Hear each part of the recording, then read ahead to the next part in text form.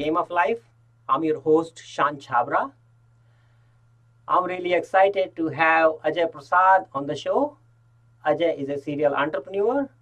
He owns a couple of companies. One of his companies is called GMR Web Team. That is a digital marketing agency, and his other company is called GMR Transcription, and that offers transcription services. I hope Ajay is as excited as I am. Welcome to the show, Ajay. Thank you, Shawn, and I am very excited to talk to you. Wonderful, wonderful. How about Ajay? I tell you, I know very little about your companies. And for our listeners and viewers, would you like to start with your background and take us to your entrepreneurial journey, and we will go from there? Sure, I can give you a quick background. So first thing, just so that you know, I'm a dad, I'm a husband, and I'm an entrepreneur in the same sequence. Really in importance right now. I have a wonderful family, and I started a couple of businesses that I managed to grow into 7 figures. I know that's like a magic number, seems like. So I do have a couple of 7 figures businesses that I have grown.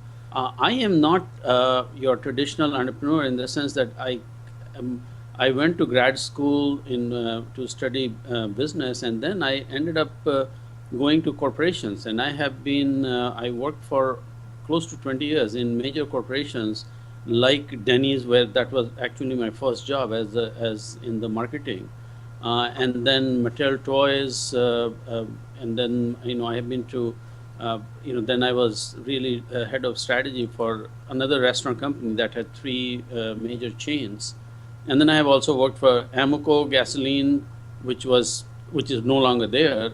And then later on I got into high tech, where I worked for a company as their strategist for a company that created all these digital maps for navigation system.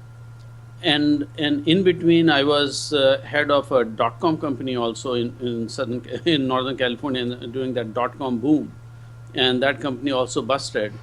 And my last job was as a head of, you can say a head of a consumer electronic product that I literally wrote the specs and got the engineers to build it for me.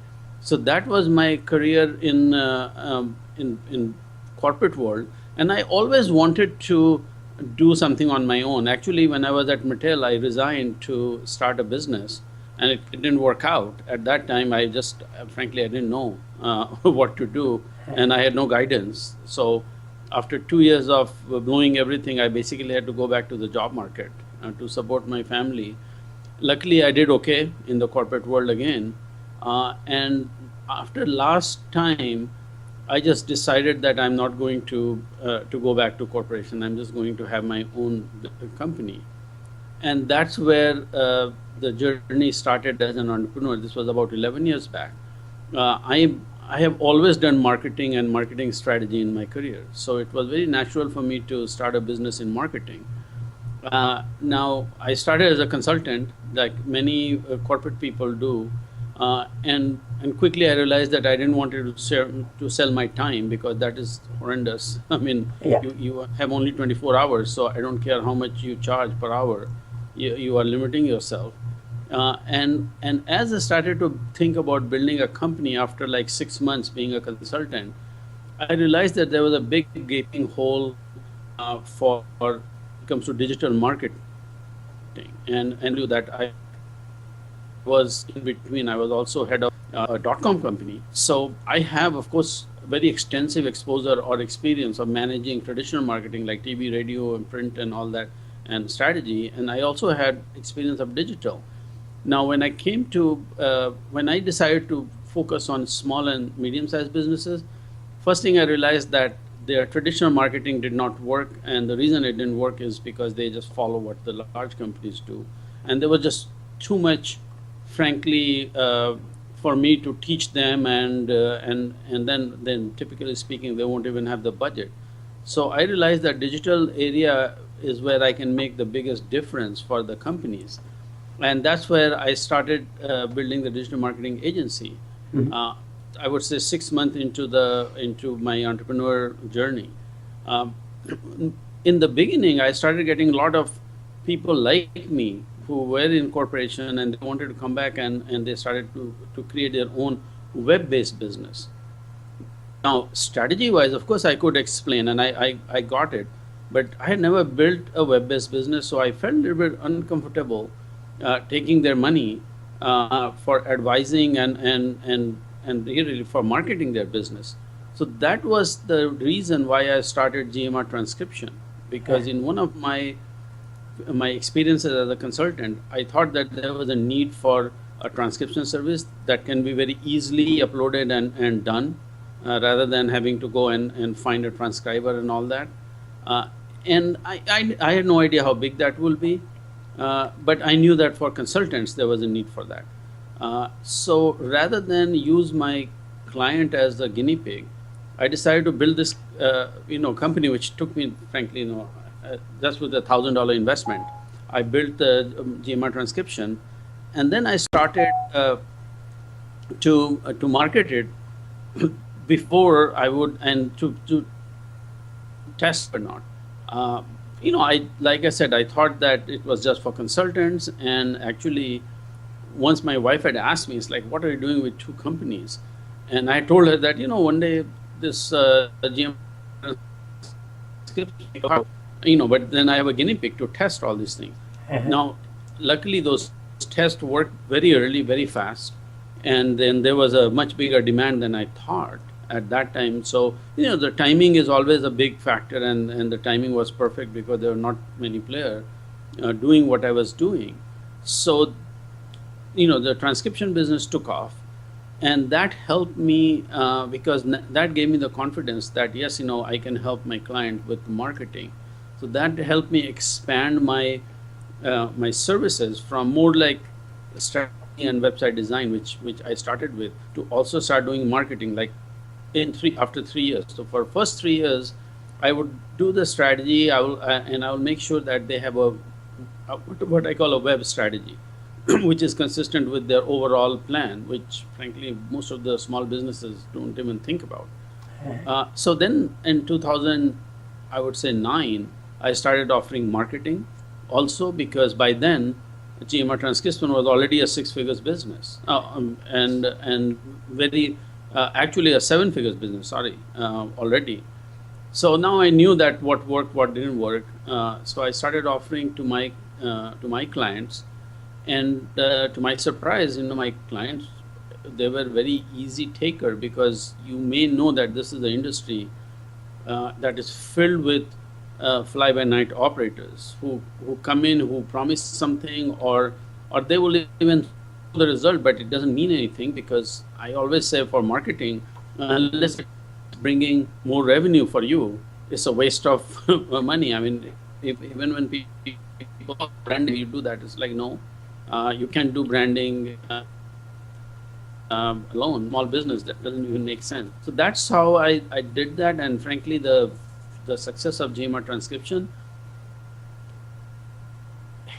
helped convince clients and the newcomers of the value of GMR Web Team. So now I have these two companies I'm running. GMR Transcription is run by a small team of people that I have hired, and I spend half an hour on that business maybe every week. But then my focus is on the digital marketing agency, because I really enjoy doing that, helping other companies. That's nice. That's nice. So GMR Transcription is not a translation company, right? It is now a translation also. What happened is we started just with transcription, and I even tell my own, when people come to me for help, I always say the fastest way to grow your revenue is to start offering services to your own customer, additional services, additional product to your customers. And because I had enough people asking me for translation, and frankly, the process of translation is no different for getting translation than as the transcription, because again, you have to find the experts, which is very easy because there is something called ATA, American Translation Association. So there you have certified translators available, and the idea is to just create a platform so that I know that people can come and say, I want this translated, and get it translated by the people, which is exactly what we did for transcription. So we did translation, and then we found out that people wanted editing done because there are people who are writing books, right? And they do a lot of interviews. So they wanted editing done. People wanted proofreading done. So we just added those services. And we basically have the same group of people who do most of the work. We just so that you know, we work with about, I would say, 300 transcribers all over the US. They are spread all over, most of them in a small town, which I love the idea because they don't have many opportunities. And then same thing with about 500 or so translators right now in almost every language, again spread all over US.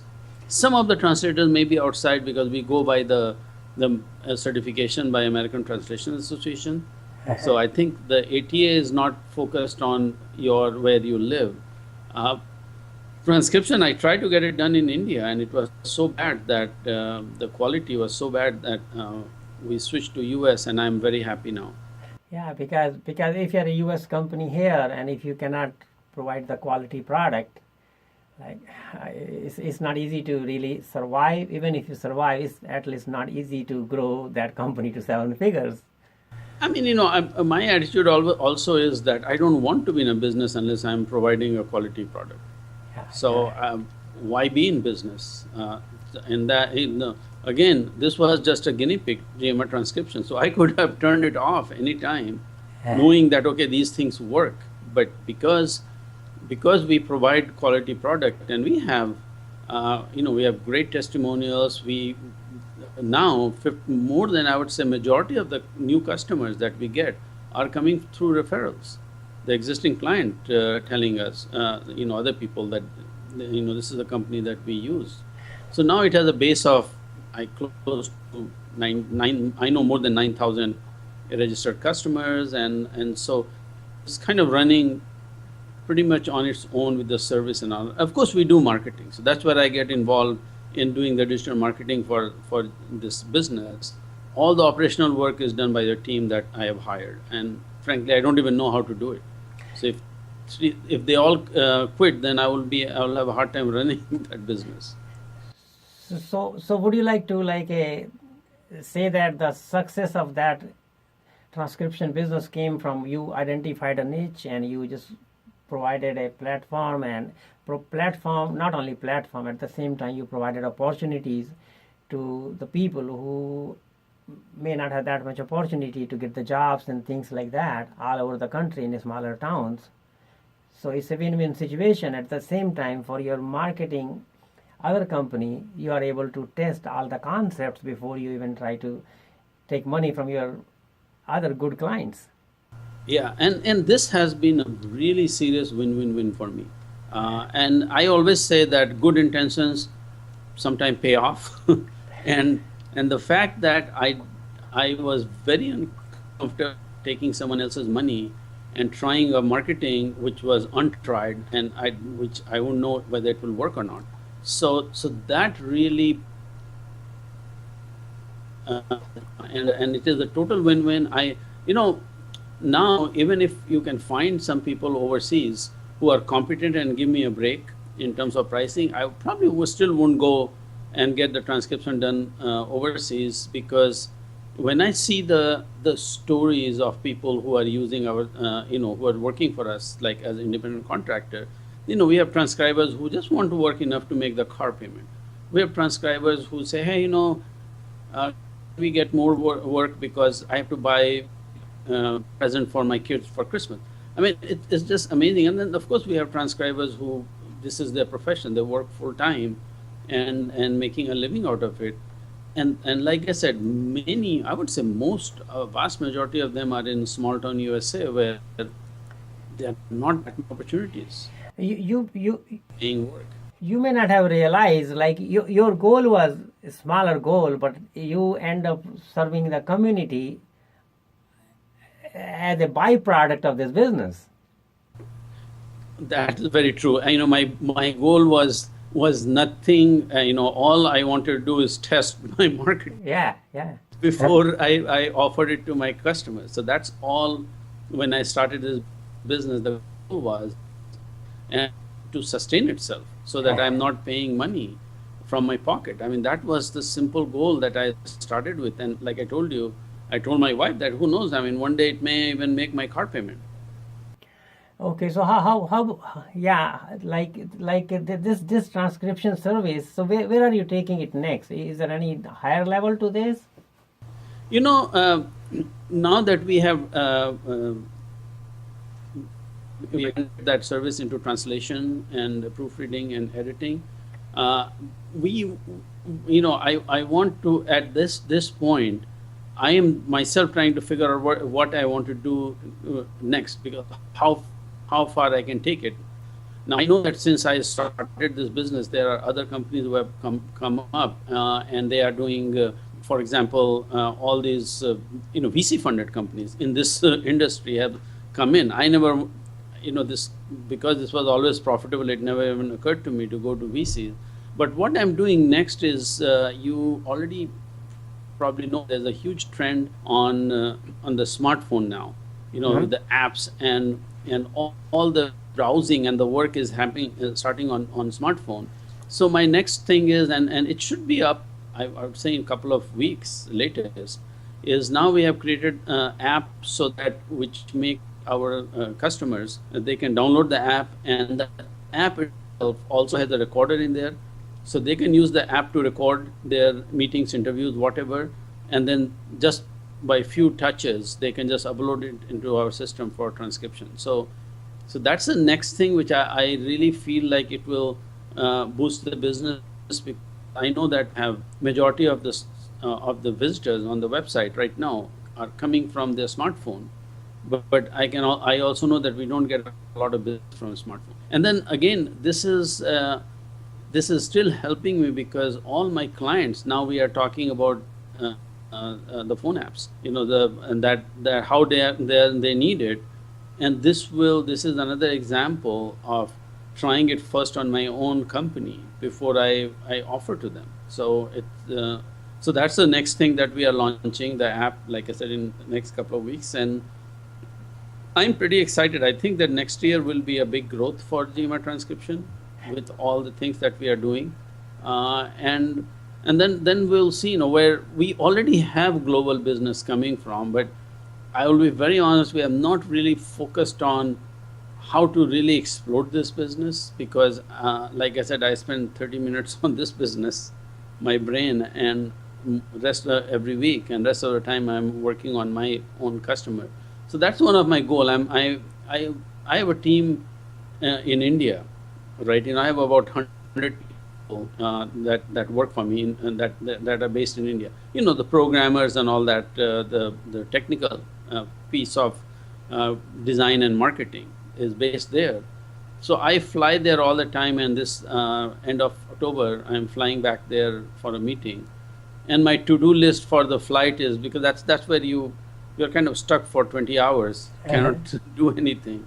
So that is my to-do list is for 20 hours. I want to try to figure out, I've never really put a lot of thought in how far can GMR transcription go, to be very honest. So that's one of my thought, my plan.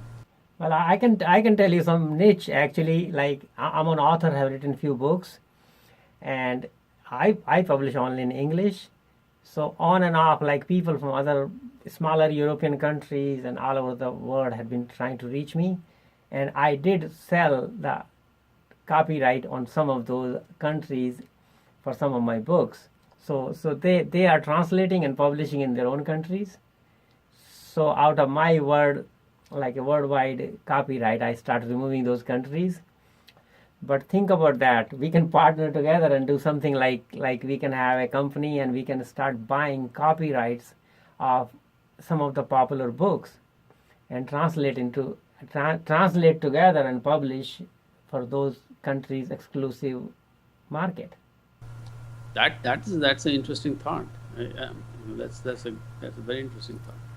Yeah. We should talk about it later. Okay, how about we talk about like a little bit about your GMR team, little more detail about your company? What do you really do? Because you said you spend most of the time on that company. Yeah.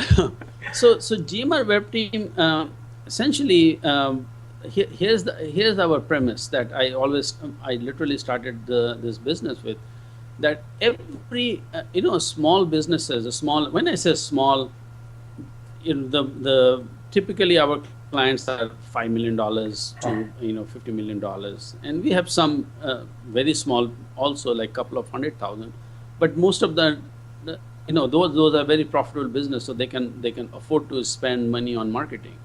But the small businesses, what is out there in the marketing, and especially for digital marketing, is one size fits all kind of approach. So that's what I saw when I started looking at marketing. When I would see things like on the website, they are quoting, they will say premier marketing 2,000 per month, or whatever, platinum, and the gold is 1,000. It's like, wait a minute, you don't even know me. How can you start marketing? So being a marketer, I could tell that they don't know what they're talking about, these companies. So we started with the premise that your business is unique, right? And you have to have a unique solution. So every business needs a very customized solution for them. And we focus just on digital marketing. There are some businesses that tap me, and because they're large enough client that I spend time with them, where they would say, hey, can you help us with the overall brand positioning and all that. Those are some big that I don't charge. I charge them sometimes. Sometimes I do it for free. But most of my clients, I focus on the digital aspect of it. And what happens is so we help what we do is we help our clients identify what's unique about them, because like I said, every business that we can think of, they are very unique, has to be unique. Otherwise, so there's no one size fits all. So we create a custom solution for them, and then we execute it. So that's where we are very different, and we do everything for execution. So for example, the typical marketing will involve web strategy, which we do, and that is our strength. That has been frankly my strength. I've been head of strategy for companies like literally market leaders, number one in their industry, $1 billion company. So I understand that strategy. So we start with the strategy, and then the strategy dictates what needs to be done. So typically, there are, in many cases, we may need to redesign the website, which I have a team of like 30 plus people who are just designing the website, right? The other things that we may need to do some retargeted advertising, depending on what kind of brand building is required. We may need to do search engine marketing and search engine optimization to do that. So I have a team of people who do that. We may need social media marketing. So of course we have experts who are doing social media, with create a strategy. So basically what this is, look at the situation of the company, we look at the competition marketplace and say, these are the things that you need to do. And then we have the expertise to do all those things. So even for like $100 million, $200 million companies that are our client, we are it when it comes to digital marketing agency. Who interact with us in their marketing, but we literally handle everything for them, and that is true for most of our clients. Nice. Is there anything you can teach to our listeners and viewers today, like if they can't afford a big agency like you, like your company, they cannot come to you, they cannot afford, maybe they are just starting the business and they don't have any budget, where they should start, what they should be doing? I think that for anyone, when you are starting a business, digital marketing still has, because when you are starting a business, the first thing is to validate whether your business is real or not, right? Which means, will someone buy your product or services? I mean, that's why I always say, unless someone has purchased your product or services, it's a hobby, it's not a business. And the digital marketing can be a very big thing. They can do it on their own. The Google AdWords, for example, the paid advertising is a very good thing, because that will help them figure out if there's a demand for it or not, if people are buying it. And then Google provides a lot of training. So someone who does not have the resources, I guess you have to learn to learn to become proficient. You will never become an expert, because then you would not be running your business. But become proficient and do some Google AdWords. So that is because the good thing about AdWords is so long you reach a point where you are spending, say, $1,000 and you are getting $2,000, then you will keep on doing it, right? And maybe then you try 2,000 and see if you can get more than 2,000. So this helps you do that. And then beyond that, when it comes to website, depending on what business there are some templates that are available for creating a website, whether it's e-commerce or general. There's the WordPress template. So there's Shopify and all for e-commerce. So someone is starting up, look for those features and create your own own business, so that you have something that you can create, you can sell, test it using the AdWords, and once it starts to work, that's when you want to start talking to the agency, because you can without outside help. I've always said that. I mean, if I have 100 person, there are 100 people who are supporting my business, right? So if I didn't have those people on my own, I couldn't do a whole lot. So it's in other words, small business like me, like I cannot become the expert and do what you are doing. Whatever I can do for my small other business, which is not a marketing company, and you are a marketing expert, so there's no way my work is close to whatever you can do for us. Exactly. But where it will help is if you have validated the market for yourself by testing it and doing it, then when you come to me, because of marketing, I said from the very beginning that unless you are getting positive return on investment very fast, there's no point in doing this, right? And I have clients who actually, I told them that they will start generating revenue, on month 6, and luckily they started generating on the month 1, and second month they were breaking even. So all of a sudden they're happy clients.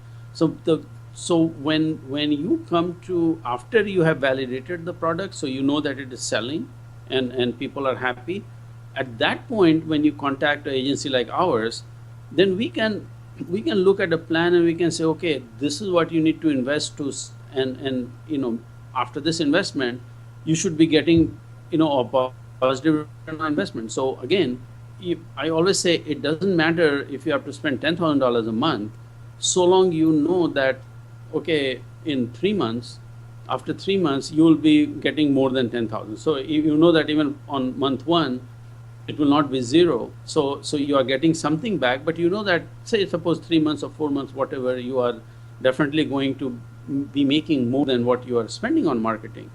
So at that point, that's the all investment you need, right? So that's where I always tell people, focus always on return on investment when you're talking about marketing. Way too many people focus on the cost. And of course, when you do a one-off thing, when you go to someone and say, can you design a website? They said $15,000. And you say, oh my God, it's $15,000, you're looking at a cost, right? Or you go to someone and say, can you do PPC? And they say, SEO, and they say, I can get you on page 1 for 10 keywords for whatever, $2,000 a month. And then you are saying, you don't know if being on page 1 is going to bring money or not, right? Yeah, if your website sucks and it doesn't even convert anything, you can spend $1 million and you can be on page 1 on all day, all night for 24 days or 50 days or 100 days, and you will still have a 0 return. Correct. I'll give you a very interesting example. Like today, actually at 3 o'clock my time, I'm meeting with a group of three very successful people already in their life, and they want to start a new business. Now, because they are already successful and they have a business idea they want to implement, raising fund is not a problem. So they came to me in the initial discussion, and they said, "Well, you know what? If I can do $250,000, do you think after that the business will start breaking even?" I'm like, "What are you going to do with $350,000 or 250,000 again?" And they're like, "Oh, because we need to build this and we need to get a list and all that." And they have an interesting concept, which of course I can't share. So my response to them was, "No, no, no. You start with 50,000 initial investment. Of course you have to do, but right after that it should start generating revenue for you. So you would, if you have already raised $250,000, you should never need to go beyond that, unless now that everything is proven and you want to scale it from say $2 million to 200 million. For example, if I wanted to scale my transcription 10x, then of course then I would need an investment from from the VC or a potential partner to ramp it up, because we know the process, what works, but to ramp it up you need money. So that's what I told them, that you should literally by the time and I told them that my goal will be, if you come to me, that by the time you hit the 100,000 you have spent, the company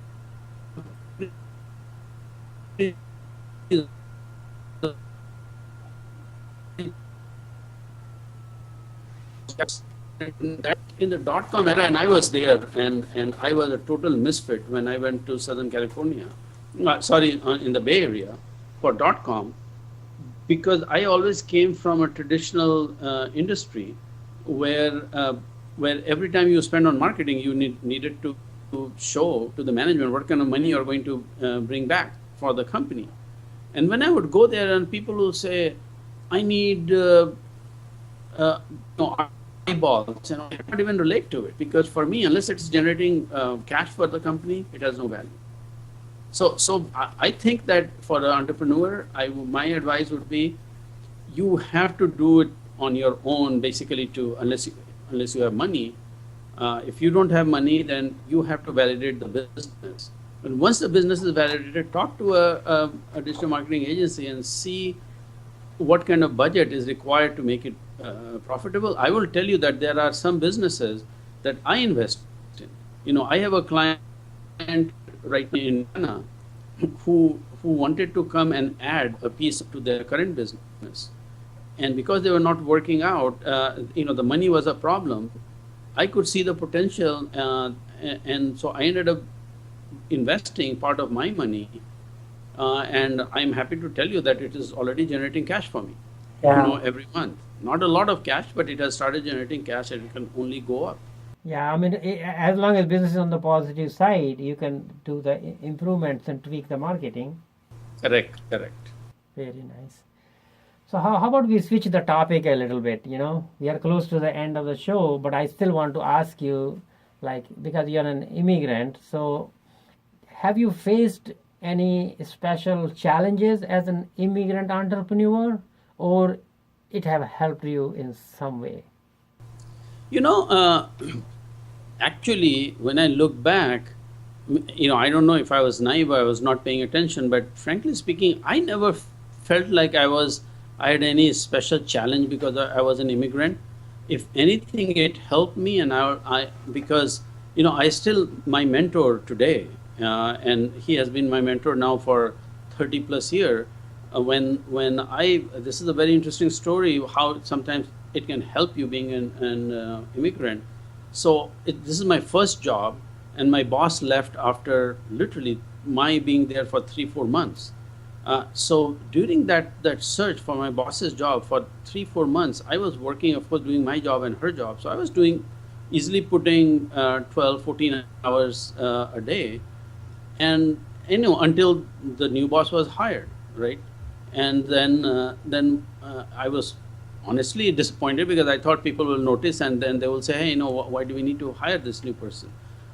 but I was always one of those who came what got into the office first and left last, because frankly I loved loved working, and I was so thrilled to be working that it was not like a really work for me. So and it just so happened that the head of the department, marketing, and we had a pretty large marketing department with 100 plus people. He used to come late, and he used to also leave last, but I was always the last person. So there was always a big time frame when he will be, only him and I will be in the office, right? So after my boss was hired, 2 weeks after that, one day he knocks at my cubicle, and I'm like, I look up and it's like, of course, I'm at the bottom of the totem pole. This guy is literally like 7 layers above me, right? So, but he was involved because my boss was very visible in the hiring. So and he was, I was interacting with him because I was doing my boss's job, and some of that job needed interaction with the president and the senior vice president. He was a senior vice president. So he knocked at my cubicle. He came in and he said, I'm just wondering, why didn't you ask for Alice's job? And I just looked at him. I said, I was doing all the work. I was working, very hard. So I thought that you all will see that I can do the job. So why do I have to ask for that? And he's like, my friend, I think that you need some coaching here. This is not how it works in this culture. This is a different culture. And he just left there.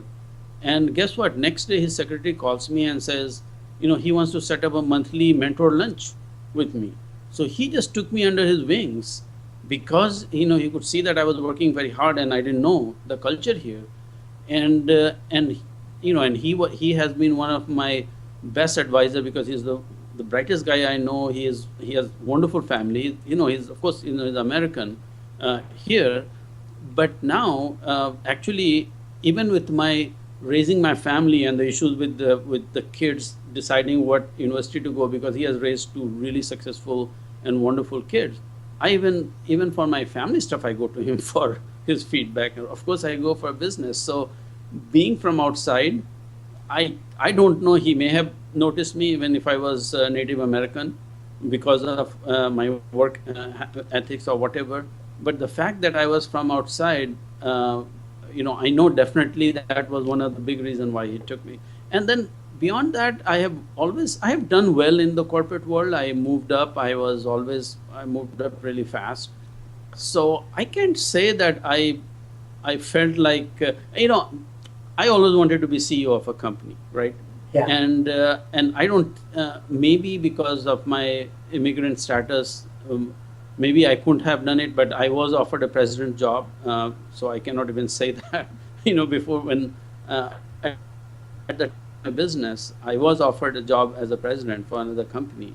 So I can't, frankly speaking, I've been very blessed in this country. I never faced all the typical problem that I hear other people face it, and that's the only thing. I'm not saying that no one else, that the other people, what they faced was not real. So only thing I can say is I've been very blessed with my experience, at least the journey. Nice, very nice. Like, good for you, good for the society and good for everyone else. And if you hear somebody else's stories, maybe they are remote stories. They are not everyday cases, So yeah, I know of some people who think that they did not get promoted, for example, the immigrants from India, because they were from India.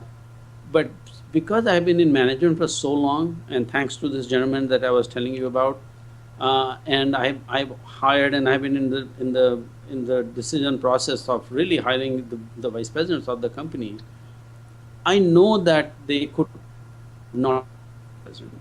There are some things where to be a leader in this country, you have to make sure the people with you, and which that means that you have to learn the culture. You have to learn. You need to be able to interact on a regular basis on things that are not business only, and that's where the communication piece is, as I see, lacking for a lot of immigrant. Very nice. Very nice. Actually, I was enjoying and I was mesmerized listening to your story, but we have come to the end of the show. So, like, what is the place? Like, I should put the links so that people can visit you and where they can reach you, all my listeners and viewers. Sure. I can do that. So they can contact me by going to my website, gmrwebteam.com, see what we do, and then there's a contact form there. Same thing with gmrtranscription.com. And then if they want to talk to me, my phone number is 714-731-9000. So they can call me. Very good. I will put all these links, on the website and on the podcast place. So thank you for coming to the show, and hopefully you enjoyed as well as our listeners and viewers are enjoying it. Of course, I did. Sure. Thank you. So hopefully we'll see the feedback from our viewers and listeners, and hopefully they will be asking me to bring you back one more time. So be ready for that. I will. I'm always available. Okay. Thank you, my friend. Have a nice day. Bye.